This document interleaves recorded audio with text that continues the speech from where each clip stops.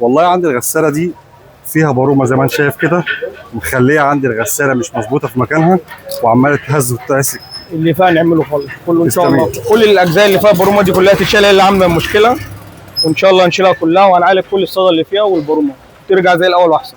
بس انا محتاج منك البارومه، وكمان محتاج ان انا ارش واخد ان شاء الله البود يكون تاخدها جاهز.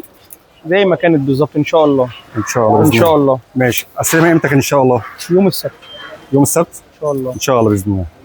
شكرا. هي اقصى حاجه في الغساله لو سمكره ورش، بس حسب بردك شغلها ممكن توصل ل 1300.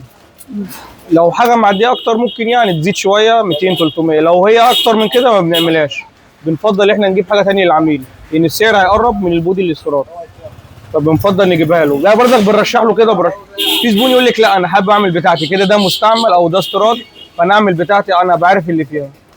فبنحاول نقرب للزبون، بنقول له في كده وفي كده، يعني بتاعتك هتتعمل ايا كانت، بس بنحاول نقلل التكلفه ونديله حاجه كويسه.